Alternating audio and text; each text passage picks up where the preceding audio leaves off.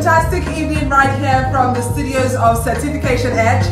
My name is Unoma Ibe Akiti, and tonight we're going to be having a wonderful time right here on Agile Careers. Welcome to the show, ladies and gentlemen. It's Agile Careers on Certification Edge, of course, your foremost training center for anything certifications. And one thing I can tell you for a fact is that any certification that you run with us, you could use anywhere in the world. Global standard. Welcome to the show once again. It's 6 p.m. so it's time for us to talk, to learn, and of course to have so much fun. I'm so glad that you could join me today on the show. We have something interesting to talk about today. In fact, looking at what's going on everywhere in the world right now, it sure is a hot topic. So if you've been on our Instagram page, if you've been on our LinkedIn page, if you've been on Facebook, you definitely know what we're talking about today. The topic is how to be successful in working remotely. How to be successful in working remotely. All right, so let's get down to business. I have my guest already on standby. So please help me welcome a senior within the human capital and service optimization team. He's someone who has combined both academic and industry work experience together. He has a vast background in financial services, in nonprofit and consulting. And I learned that his special power is to create viable solutions for business issues. Ladies and gentlemen, he's fine, he's soft-spoken, and a little birdie told me that he's known as a controversial HR professional. Well, we get to find out today. Please, make welcome Temi Takme Richard Banji. Woohoo!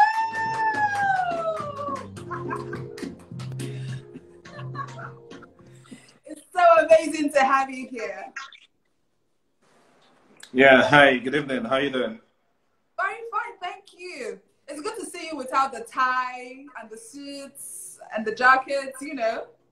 I know, right? Working remotely, innit? How's it Hope going? you've had a swell day today, haven't you? I did what? I said, hope you've had a swell day today. Well, it's been a good day, yeah. I slept a bit, worked, did some exercise, and yeah, I'm here. Okay. Thank you so much for joining us today. You're welcome. Thank you. All right. So today we're going to be talking about how to be successful in working remotely.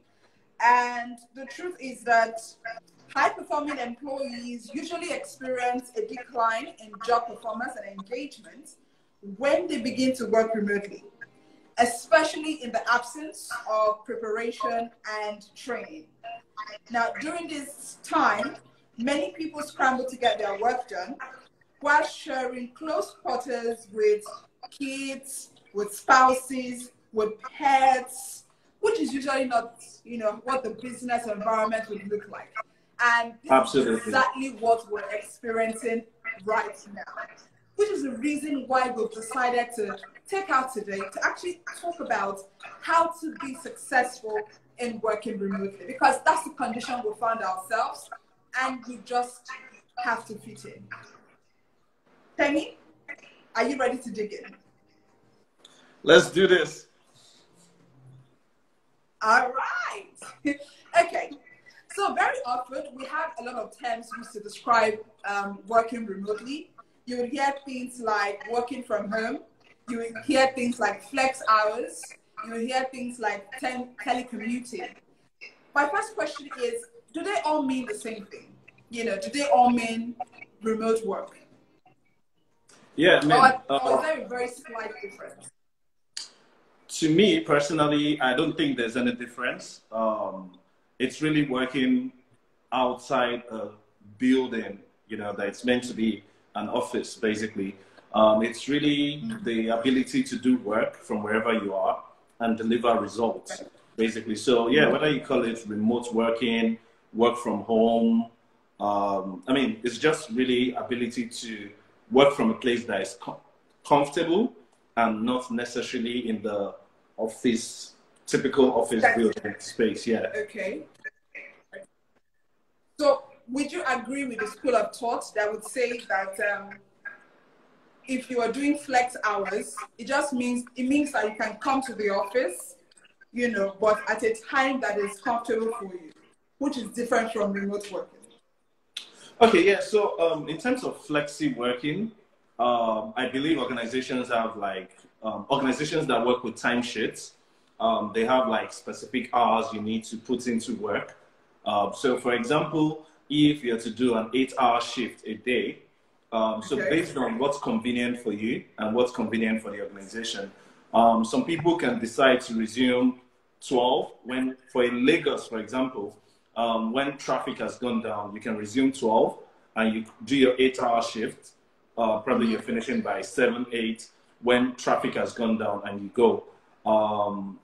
Depending on your organization as well, if they are open as early as possible, some people would rather come in very early, do like a 6 a.m. till their 8 hours is complete. So that's flexi working as well. Flexi working could also be you probably pop into the nearest co-working station around you, and you do work. You know, so it's really about just ability to do work and deliver value. So regardless of where you're working from, it's all about saying how best can you improve your productivity. You know, so if working from home will help you deliver more and your organization is fine with it, by all means, then you should go ahead and do that. If you feel comfortable going into the office, by all means do that. Some people prefer to work in the morning. You hear things like, I'm a morning person. So if you want to work in the morning, if you want to work in the evening, the most important thing is deliver on your number of hours and, you know, just make sure you're doing the work regardless of where you're working from. So if I'm hearing you correctly, flexi hours is more focused about hours, right? How many hours are expected to put in? Whether you have to come to the office or you have to do it somewhere else. Absolutely. Just deliver on the number of hours you're meant to put into work a day. Then remote working could now be wherever you're doing it. So whether it's from home, whether you're doing it from your car, whether you're doing it from a cyber cafe, or anywhere, basically. Okay. So somehow we got coerced or forced to accept remote working because of the issue of COVID-19, you know, and the rest, the lockdown and so on. Yeah. I believe that some people definitely had some pros and some cons as regards this. And some businesses as well, you know, suffered some advantages and disadvantages of having to change how they organize their work system entirely. Yeah. So talk to me. What are the advantages? What are the disadvantages of having to work remotely? Okay, so I mean, like you rightly said, it comes with its advantages and disadvantages. So let's start from the advantages side of things. So I'll be speaking today from the perspective of both employees and employers, right? Because a lot of the conversations we've been hearing, it's really focused on the employees, right? But the employers also have a role to play in this remote work era. So if we're talking about the advantages, I think it gives employees the opportunity to, you know, buy some time from the early morning rush. You know, so you've noticed a lot of people stay very far away from where they work, and before they get to work, they're already tired. They're already, productivity has even dropped before they even get to work, right? Also, some people find it comfortable working in the comfort of their home, right? Some people would rather just want to wake up and no noise, no distraction. They work from home in their comfort zone. For a lot of organizations, they get to save. They get some cost savings actually on, you know, power, on diesel, on utilities, you know. Also maybe internet and a couple of other things that, you know, they get to make some savings on. But above all, I think one major benefit, so far so good, has been productivity. If it's properly done, the right systems and structures are put in place, I think it has been proven, statistics have proven that employees are more productive when they actually are given the opportunity to work remotely, right? On the other hand, right, there's integrity issues. There are integrity issues on the part of the employees, you know. So you have some employees who are trying to avoid work and they will tell you they don't have lights, right? They'll tell you, oh, my battery is down, I don't have lights, all sorts of excuses, you know. The other disadvantage is people get to work more hours unconsciously. True. Yeah, people get to work more hours unconsciously because, and I realize what causes it is you're not waking up very early in the morning trying to rush to work, right?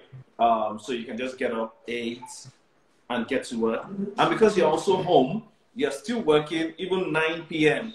because you're not, you know, fagged out about you're going to be in traffic for 3 hours to get back home. So people tend to work longer hours, which actually doesn't now call for a work-life balance, you know.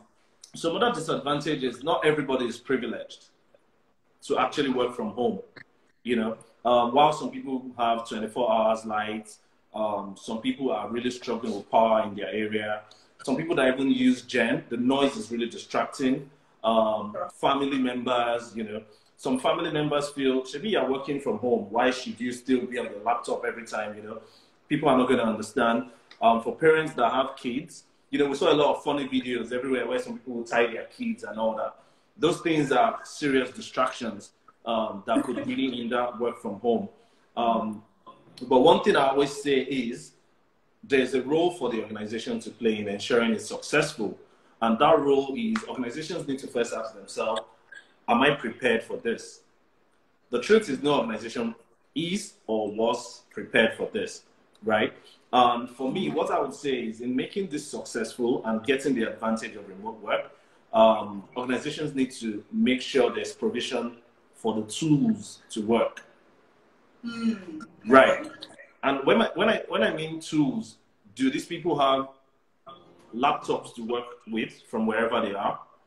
Even if they have the laptops, are they able to connect, you know, with other members of the team? Do they have access to the softwares that the company uses on their laptop? You know, so if all those things are put in place, I strongly believe the advantage outweighs the disadvantages. Okay, Temi, you mentioned tools, so let's get there, right? Yeah. Even if I give, you know, my employees the laptops, I give them the software that is needed, especially looking at, you know, what happened to Nigeria, it was a shock, especially for people who didn't prepare, people who didn't think that, oh, we had the capacity to shut down for that amount of time, right? How do I quickly train these people who probably have not been used to softwares or computers? Maybe we've been doing more of paperwork, right?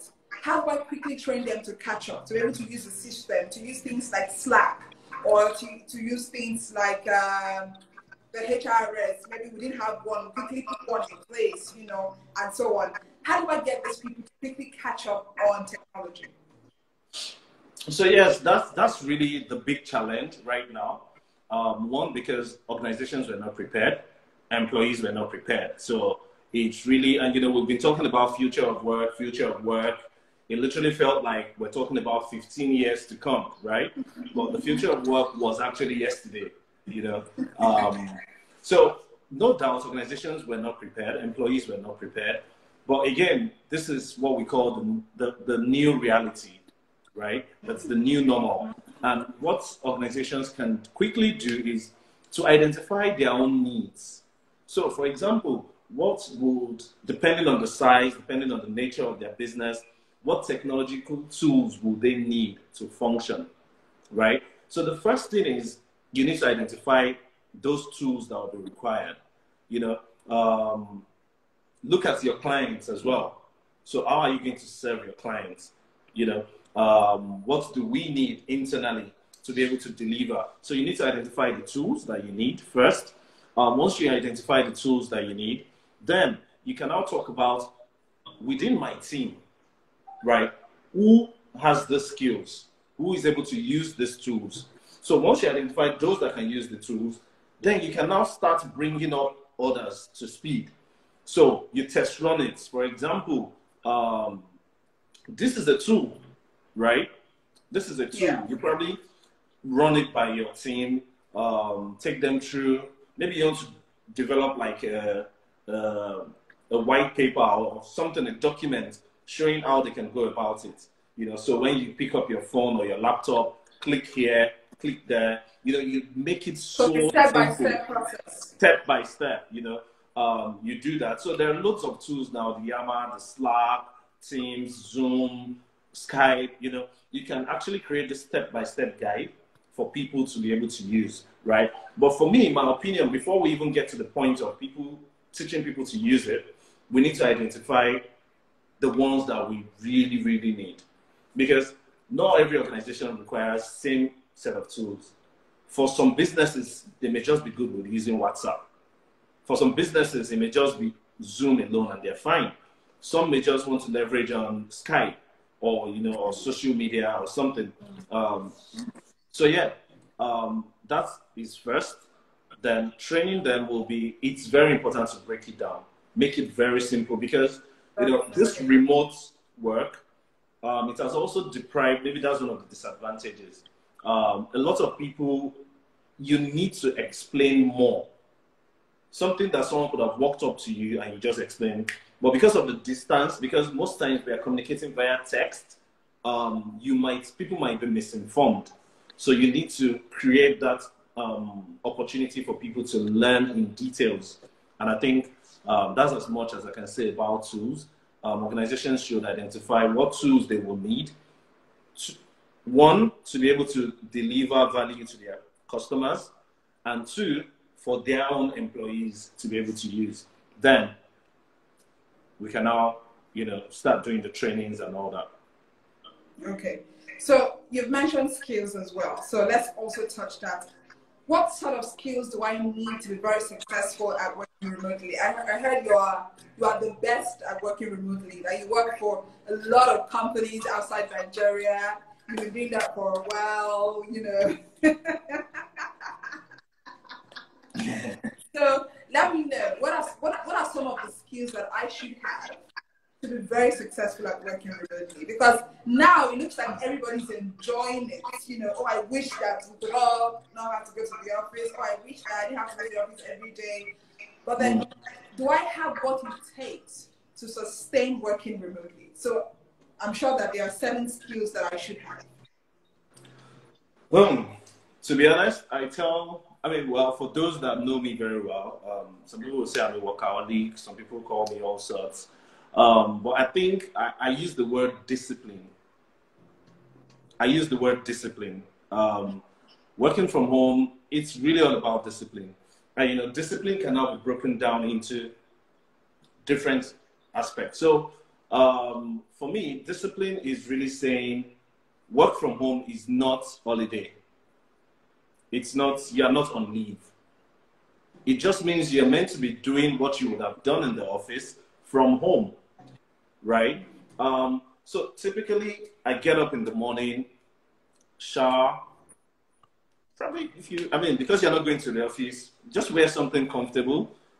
Initially, I used to work from my bed, but I have to create something in my room, you know, like a small corner, you know, where I can actually sit down, put my system. And I sit down around 10, 11, I probably make breakfast, get something to eat, right? I continue my work. Communication. So almost every day, I reach out to my teammates, right? What's up? How's this going? How's this going? What are we doing? You know, in a subtle way that I'm not trying to make it all about the work, right? But I'm just trying to check up on them, one. Also, check up on what they're working on, two. And for it not to seem like I'm micromanaging, right? I tend to make it seem like, how can I help you? What are you working on? Do you need me for anything? Let me know. Schedule a meeting for this. And once I've done that, checked on my teammates, everybody's fine, everybody's, you know, work is going on well, I continue my work. I was doing something April, May. I take my siesta. It's actually funny. People were laughing when I tell them I want to take my siesta. You know, I usually sleep maybe an hour. You know, just take that quick nap. I'm done with it. I get back to work. Right. I It's work. usually called power nap, actually. Sorry. It says the power nap. I said it's usually called power nap. Yeah, power nap. Yeah. So someone just put up something and said, "This is the bachelor's perspective." Don't worry, I'll get to you. I'll get to you. Don't worry. Right. So this is my perspective, and I do it. Right. I do that. I continue my work. In the evenings, I take walks. I take an hour and a half, 2 hours walk. You know, at times I post it on my WhatsApp. You know, just try to do some exercise and all that. But after that, 8, 9 p.m., because of the nature of my work, I still go back to work. Right? So I could work, and that's the nature of my work, and that's my own personality. Right? So speaking of those that are married, right? So that they don't attack me that I'm speaking from a bachelor's perspective. You know, I have a friend, and you know, we talk about this whole remote work, and I'm going to use her story as an example. You know, Phoebe, you know, she wakes up in the morning, she wakes up earlier than normal, you know, takes care of her son, prepares what she needs, I mean, for the son. She does her exercise. I think exercise is part of the skills you need. It's very important. So she does that for her son, you know, and she sets up her desk. She's working. She created a table beside her for her son, you know, and he's also doing his school work or watching some school stuff, you know. She makes breakfast for her husband and her son, and she gets back to work, you know.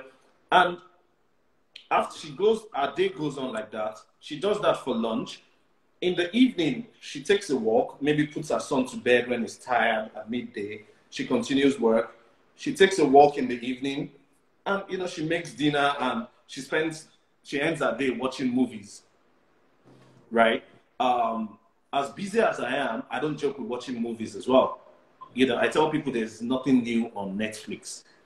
A Nigerian movie came out last night, Fourth Republic. I saw it like past 12 a.m. I watched it before I went to bed. Like, it literally came out today, the 13th of June. I made sure before, I didn't want to sleep with the stress. I literally just needed to watch a movie to just relax, laugh, you know. So I think that it's discipline. One, you need to be disciplined. You need to understand that it's not all day. Two, communication is very key. You know, communication, you need to check up on your teammates. You need to, you know, we call it consult. You need to check in with your managers or your supervisors. You need to let them know your challenges. This is what I'm working on. I need your perspective.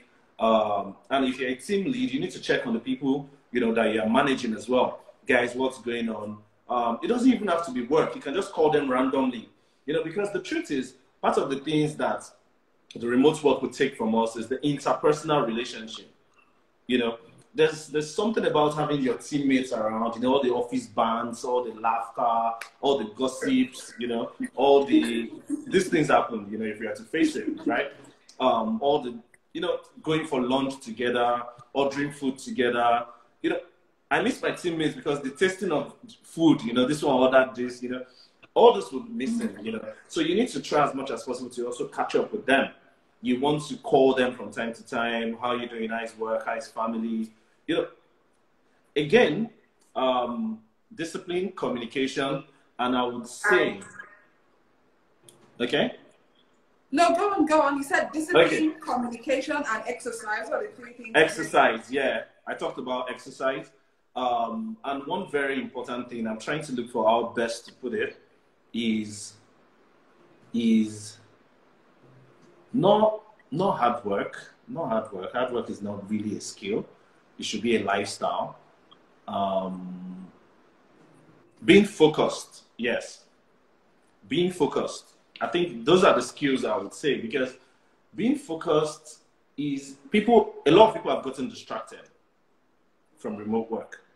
Why? Because a lot of people spend most of their time not necessarily on the work, but on social media. A lot of people are on Instagram morning till night. A lot of people are on WhatsApp morning till night. So people are people are really, really, really losing focus. And that's why if you're a team lead here, you would notice that the quality of work of some of the people you are leading might be very, very shallow. And that's because they are not focused. So I tell people you need to be disciplined. And I was talking to one of my mentees recently. It's not every message you need to reply immediately. It's not every new thing you must check online. You cannot have a task and you spend the whole day doing a lot of other things and you are now rushing and you say the work is stressful. No, the work is not stressful. You are not just focused. That, in my opinion, right, I could be very blunt like that. So I tell people that we need to be very focused. Focus is extremely important. So I think those are the undocumented skills I would recommend for remote working, because it's worked for not just myself as Temitope, but it's worked for a lot of people that I know are not willing to go back to the office. Okay, let me ask you quickly, just for the married people as well. So Phoebe, how old is her son? Your friend Phoebe, how old is her son? Oh, I think it should be 2. Okay. So that's the only child she has, right? Yeah. Okay. So what happens when I have 2, 3, 4 stubborn kids of roughly 2 to 5, age 2 to 5? What do I do? Tie them up, chain them. Okay, I mean, on the lighter mode, maybe because I don't have that experience, right? But I mean, professionally, I have colleagues that have, 2, 3 kids, right? And when we're having these conversations, at times we're on the phone, maybe we are doing a project, and yeah, hey, mommy, I want this, mommy, I want that, and so again, it's really about letting your kids understand, engage your kids in a way you can also monitor them. So one of my friends said what she does is she bought all these educational materials, videos, and all that. And while she set up her work table in the living room, she puts her kids, she sits them down, she has this conversation with them in the morning. Today we are learning this, today we are learning that. And she plays the video, and it also keeps them engaged while you can pay attention to your own work. And at the same time, you are literally looking at them, right? But again, of course, they are kids. They'll run up to you, oh, I want this, I want that, I want to I want to this, I want to that. It's not something we have control over. That's the truth. But I strongly believe it's also part of... So let me cut you there. Do you think that employees would understand this statement you just made? That it's something that we don't have control over? Do you think that our employers would understand? So yes, like I said earlier, this conversation has been focused so much on employees, right? Employers have a role to play in understanding that this is new for everybody, So I think I should also speak to the employers, the managers as well. This is not the time to micromanage, right? This is the time to show more of empathy. This is the time to have more personal conversations. It's really a difficult time, and a lot of times some people feel disrespected. Some people feel they don't respect my time, they don't respect my privacy, and all that. So I would rather say for the managers and the employers as well, we need to understand the peculiarities of employees. Someone that has kids will probably get distracted by kids, will probably, get distracted by, their noise, their cry, they're hungry, they want this, they want that. So we also need to factor that. And that's why all I can say is empathy is really what we can work with. Empathy on the side of the employers. You need to understand this. And I think I should add this to the skills. Parenting is probably an important skill. Yeah. Parenting is an important skill because, to be honest, maybe because I've seen some parents that are able to actually talk to their kids, make them understand what is going on, and the kids are also being understanding. You know, I was talking to a friend sometimes, and she was on an official call, and the daughter was crying. The brother came to pull the daughter and said, "No, mommy is working. Let her finish." You know, again, that is because she has already made it clear to them that mommy is working. I will be with you soon. But again, you shouldn't be too far from them. Let them see you. Let them know that you're there for them. You know, as far as you're not on a video call or something, there's nothing. I mean, you can't work 24 hours a day stretch, right? So there's nothing wrong in, you know, they just put them by your side or sit down in the couch, let them rest on you, and you're still pressing. All they just want is, we want our mommy, you know. And like I said, you can engage them with a couple of other things. You can probably invest more in toys, you know, invest more in toys, invest in videos, let them watch cartoons, and you know. So there's no one straight jacket, you know. There's no direct answer for it. We just need to try a couple of solutions, you know, that will probably help us achieve what we want to achieve as it relates to the married and parents. Okay, so I have this comment here from Happy. Happy says, I have a colleague whose baby is less than 6 months. She joined a Zoom meeting, and in the middle of the meeting, her baby started crying. It's her first kid, so we had to excuse her to go and attend to the baby. That's empathy, right? Yeah, absolutely. Okay. I mean, that's the right thing. You know, I've heard of some organizations where their team leads are angry because your kids came into the video call. They are kids. They don't even know what you're doing, right? And it's something I think people should just learn to laugh over it.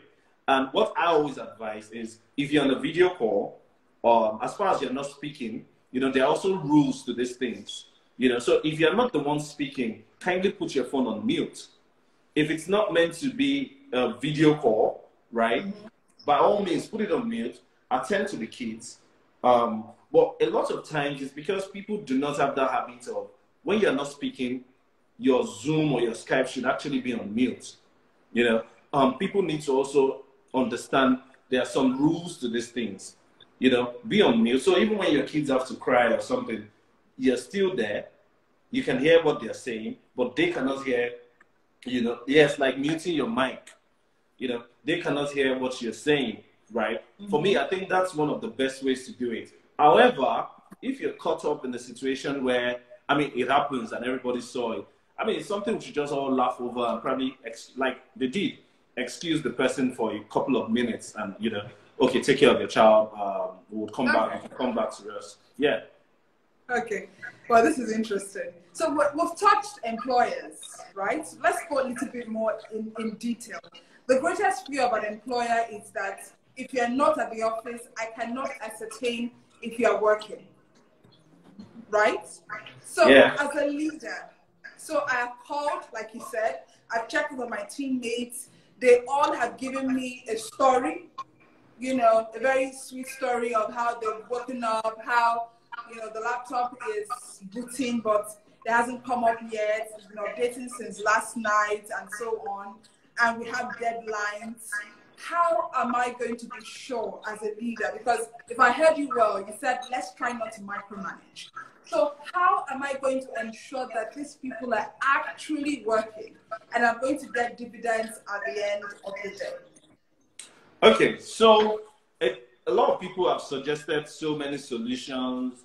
You know, people say, is there a productivity tracker? Is there, in my opinion, no matter the tracker you use, people will beat those trackers. And until the result comes out, you realize, oh, wow. So while I was preparing for this conversation, I read an Harvard Business Review article, right? And I saw the answer to this thing. It's the most difficult answer, but it was the recommended answer. And the quote, it was a quote, and the person said, the only way you can trust is to actually trust. I was a bit confused. I was a bit confused, to be honest. But when he said the only way you can trust your employees is to actually trust your employees. So that may come off as very vague, right? But for me, and I would talk about what I use. So we all know what we're working on, right? So that's why we need to have check-ins. We need to have meetings, maybe a Monday meeting. We agree on the tool we are going to use.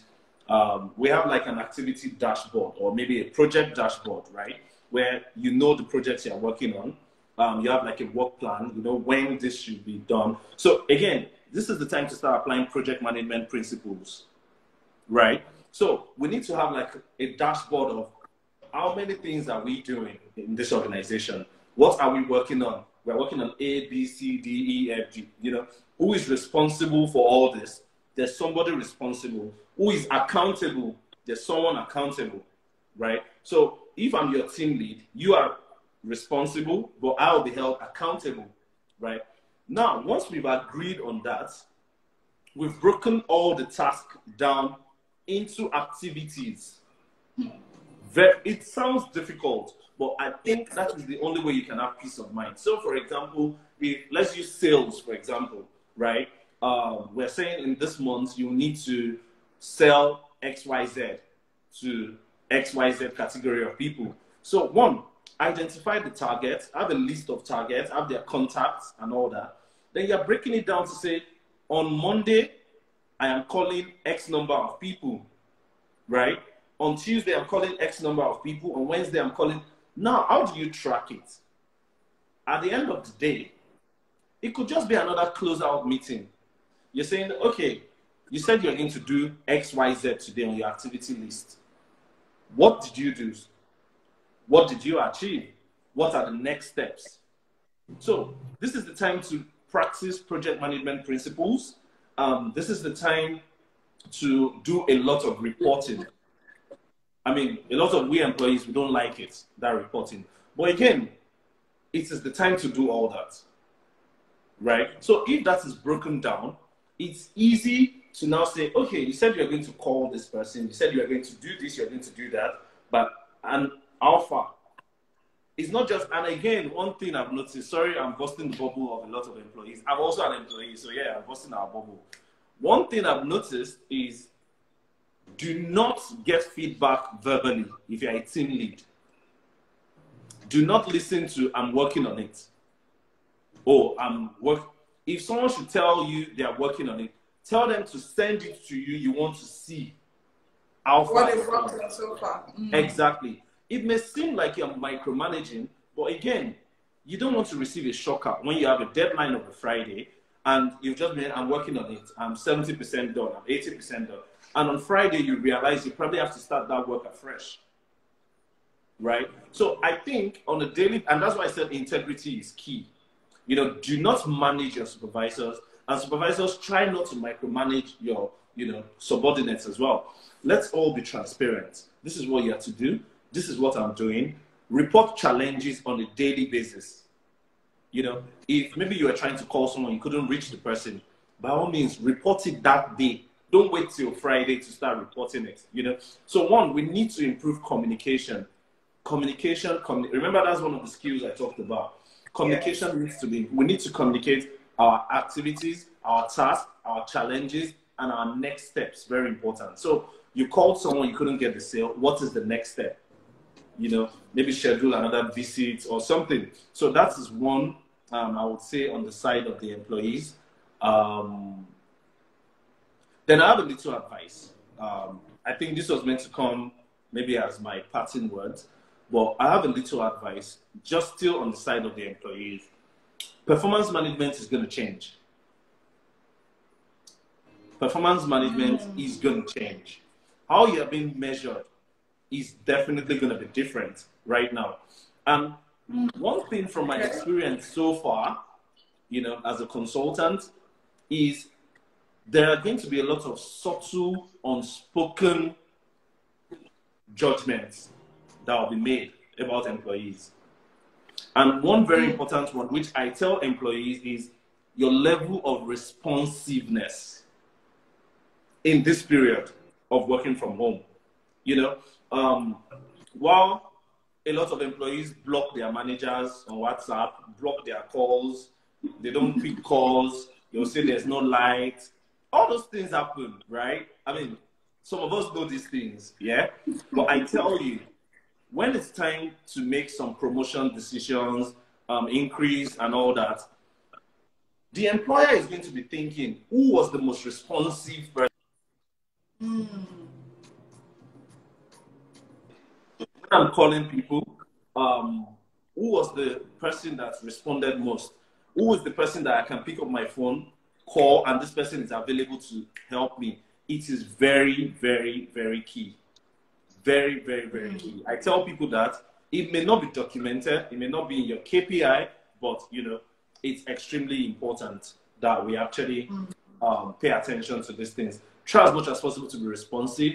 And managers as well, try as much as possible not to, you know, call people at awkward hours of the day and, you know, all that. But as much as possible, your 8 to 5, be available for work and be available to communicate. Okay, so before I ask you the next question, I just want to read a comment from Posh Colette. She says, everyone should log in and work within the network. There should be tasks within that timeline. I just thought I should point it out. And then confidence in your workforce generates a sense of belonging. Very interesting comments there, Posh. Thank you so much. Temi, do you think that our culture affects how we react to remote working? You know, because before now, it's people have been doing it in the States. You know, it looks like we just got into that, and we've been talking about, or at least HR, I know, has been trying to bring that in for a while. You know, allow people to do remote working. Do you think our culture is part of the reasons why employers have been shying away from introducing it, and it's part of the reasons why employees are doing what they're not supposed to be doing during remote work? So yeah, culture plays a very important role in all these things we are talking about. And you know, in strategy, they will say something that culture will swallow a strategy. So if you have the wrong culture, no matter the strategy you adopt in your organization to do anything, that culture will swallow it. So in culture, we have strategy for breakfast, you know. So in this part of the world, right, we have not really embraced the remote working culture, you know. So we hear things like some employers will say, oh, no, they have to be coming to the office. That's the only way I can know they are working. But the question now remains, have they been working in the last 3 months without having to come to the office? So again, it's because we are used to a certain way of doing things, right? And now this has come upon us, and the realities is now showing that we need to adjust the way we work. We need to change our culture, right? We need to change our culture. We need to change our mindset about work. Right. So I would say, yes, culture plays a huge role in all the issues that we're having now. A lot of employers were not used to working without their employees, seeing them up and down. You know, some employers believe as far as you're like this, that's when you're working. However, I tell those that care to listen, I've worked in a place before that, trust me, 85% of the people that are like this, they are using your internet to apply for other jobs. You know, so a lot of times we assume that, you know, people that are just sitting down in the office and, you know, that's when they are working. But a lot of times they are not really working. There's sometimes people are even watching movies in the office with your internet, right? But so we need to change that mindset. And like I said, this is the time to apply project management principles. That is the only way we can really make this work. Setting tasks, clarifying goals and objectives, breaking it down into activities, and trust me, monitoring and evaluating work. I mean, that will really, really, really help. You know, someone is laughing I'm seeing someone's comments. The person is guilty of what I said. No, I won't mention your name. Okay. So, just to add some spice to what you just said, for anyone who is interested in project management, please know that Certification Edge runs a course on project management. It's a global certification. You get, at the end of your training, you get to write your exams, and you can use the certification anywhere in the world. That's an aside. Let's go. I totally agree with you, because project management is everything right now. It's one of the future of work's most important skills to have. You know, with project management skills and the right certification, you can work anywhere in the world. You can be in Nigeria and you're managing projects anywhere in the world. For those that probably have plans of, you know, porting to another place, another country, is one of the most essential skills. And with the way Nigeria is going, I tell you for free, skills are changing. What organizations are looking for are changing. The face of recruitment is going to change. You know, and project management is one skill that everybody must have, regardless of your industry, regardless of your sector. You know, so yeah, I concur with what you said. Okay, so very quickly, Coach Scarlett, you actually mentioned what we're talking about. Well, I was going to ask that next question, right? Do you think that remote working is more expensive for the employer? Very quickly, just let's touch that very quickly. So, to be honest, I may not be able to give you a direct answer on the side of the employer. And why? Because different organizations have different peculiarities, right? I don't know their budgets. I don't know the size of their pockets, right? So I may not be able to give you a yes or a no answer. But one of the things that I've discovered is there are some expenses that would have been incurred that you are not incurring, or incurring as much as you would have when you have the full house, right? So maybe now people are working 3 hours a day in the office. If you were spending 50,000 on diesel for a day of 8 to 10 hours, working 3 to 5 hours, you'd probably be spending a 5,000 naira worth of diesel. There are some cost savings that might, right, be made in some areas. For example, you don't need to buy tea and coffee. You probably are spending less on the internet. You're spending less on power and all that. That's some sort of cost saving. So again, it depends on the size of the organization. So I wouldn't say they are saving. However, one thing I can say for sure is it is more expensive for the employees. Right. Because employees that would typically work with your internet in the office, work with your light in the office, now they need to power themselves to work. Right. They need to use their own internet to work. You know, again, they may save on transport because they are not entering transport to go to work, right? So this conversation is something that needs to be, you need to weigh the options, right? Yeah, you need to weigh it. So if employers are actually making cost savings and they feel the need to support the employees, because if we are saving on power and internet, we might as well support our employees who are working from home. You know, give them some stipends to be able to do that. And if we are really running at a loss, it's really about a conversation, honest conversations with your employees. This is the situation of things. However, employers do not owe you that information, to be honest. Because a lot of employees tend to have this sense of entitlement. Okay. What we must know, they don't owe you that information. Okay. But again, because of the nature of, you know, the world we are right now, it's good for employees to have this conversation. That's why you see a lot of town hall meetings, a lot of, you know, meetings with the staff to tell them this is where we are. It's very important. Have these honest conversations with your employees. And yeah, that's what okay. So I have another question from Ajibola. He says that let's imagine that you are clear about your deliverables, but your team members will not meet the deadlines willfully. What should you do? What will you do? So, as Temitope, I'm clear on my deliverables, right?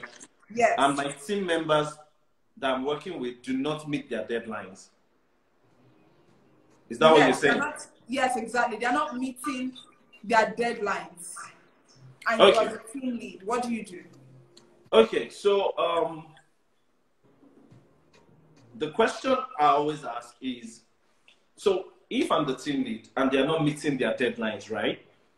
It's a function of, are they really clear on what to do? So let me take it from Yes. there. So Yes, it's the my question is that responsibility. everybody is clear on what they're supposed to do, but they're not meeting their deliverables. So it's pretty straightforward. I have conversations with them. And like I said earlier, I'm going to be constantly checking in to be sure, okay, you said you're working on it, right? Can I see where you are? Can I get an update? You know, if I've done all that checking, and I'm seeing, I think that would help me know where they are part time for them to be able to meet their deliverables. That's taking responsibility, not just I'm working on it. But in a situation where I've even done all that, and yes, they are not still meeting their deliverables, right? It's a question of what are your challenges, right? You hear things like, I don't have power, my laptop broke down, I don't have this, I don't have that. So again, as a team lead, if those excuses are genuine, it's a matter of having conversations with maybe the management. Okay, these are the issues that these people are facing, right? However, in a situation where you don't have genuine excuse, right? Yeah. You are clear on what to do, and you still did not deliver, it becomes a performance management talk. I tell people that HR is not an emotional career. As a matter of fact, I tell people that say, I'm a people person, then HR is not for you. You know, it's not an emotional career. It's not an emotional conversation. It's not no sentiment. If the team lead, the organization has provided all you need to deliver, yet you do not deliver, we have those subtle conversations, try to help you, and still you do not deliver, then we take you straight to performance management. So you are meant to do A, B, C, D, but this is what you did. These are your scores. And again, because I'm having that conversation with you, you're actually seeing it yourself that, wow, these are your scores. And whatever decision the policy of the organization is, if it's to give you a verbal warning, a final warning, if it's to let you go, by all means, please. We're going to go. Yeah. Okay, so very quickly, I have less than 5 minutes with you, and I'm supposed to play a game with you. But I have this question I think is important. Oluwatoyin says, like me, I'm a teacher, and I'm supposed to do online classes for pupils, and I'm not being paid, but I'm to send lectures to the pupils. Is that proper without being paid? So that sounds more like a very personal thing. The question will be, why are you not being paid? Is she aware of why she's not being paid? I'm sure it's because of the period. You know, schools are on shutdown, monies are not coming in, but schools are trying to still keep their students engaged, right? So again, that is peculiar to that organization, right? I know some schools that they are functioning normal right now, and they are still paying. You know, they are paying salaries. So I think it's a function of where she works, and I would say, in as much as I'm trying to be sensitive here, it seems unfair to be doing all that work, right? I mean, she spends time to develop those lectures. She probably uses internet to do the research.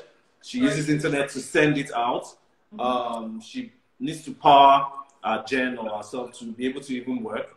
So a lot of expense is going into it. A lot of time is going into it. So I think it will be a fair position for the organizations and employers to identify what people are actually doing and what they need. You know, even if you're not going to pay them the full salary, if you're going to slash salary, but make sure what you're paying them is enough to at least keep them going to do the work and to be able to take care of themselves personally. I mean, again, like I said, I really cannot speak for organizations. They have their peculiar issues and challenges, right? But I think it's just ethical to appreciate and reward and compensate people for what they are doing.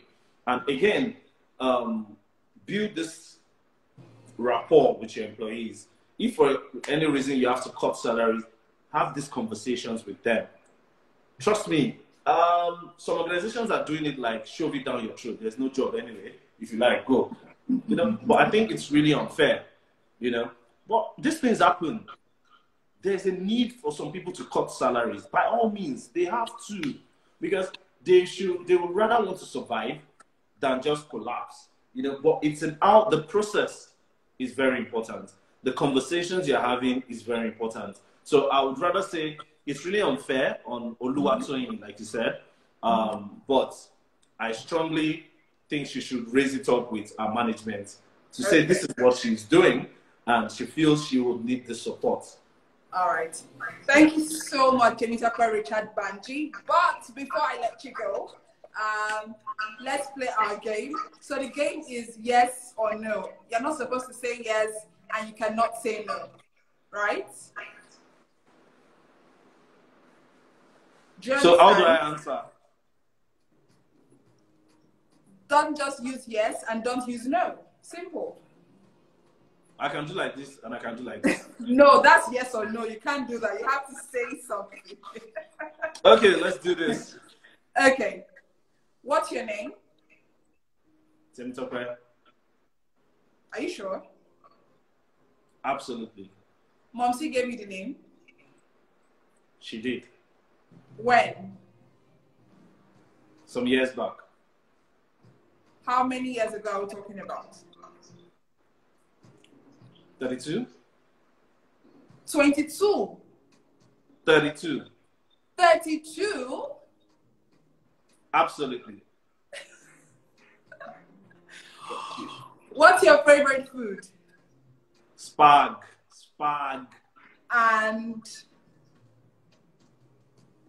Pounded yam. Okay. Would you prefer spag or pounded yam? Would you prefer spag to pounded yam? Pounded yam. Pounded yam to spag. I prefer pounded yam to spag. Okay. Can you spell Y-E-S? I can. Spell it. Y-E-S. And it's pronounced? Y-E-S.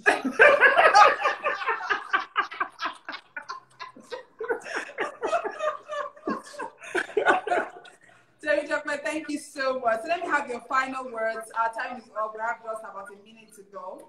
So final words to everyone who joined you today. The chat was very interactive. Couldn't take a lot of comments, but let's hear what you have to say. Final words. Final words, I just tell everyone that, it's a new reality. It's the new world we're living in. It has come to stay, trust me. A lot of organizations are even happy. A lot of people are rethinking their models. I would say let's not lose focus. Let's stay disciplined. Climbing the top to your career is not easy. It requires a lot of focus. It requires a lot of dedication. It requires a lot of commitment. And one thing for the employees, I would say, loyalty. It's very key. It's easy to complain. It's easy to, but stay loyal. It's one of the biggest secrets, I tell people. And be responsive.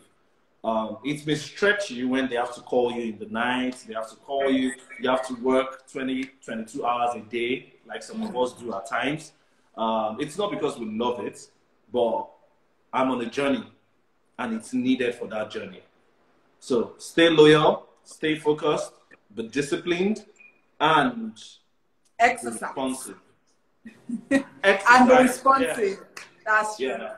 Thank you so much. It was amazing having you. Have a wonderful evening, Temi. And thank you so much to everyone who joined us today. It was amazing. Have a wonderful evening. We'll see you same time next week, Saturday. Bye, guys.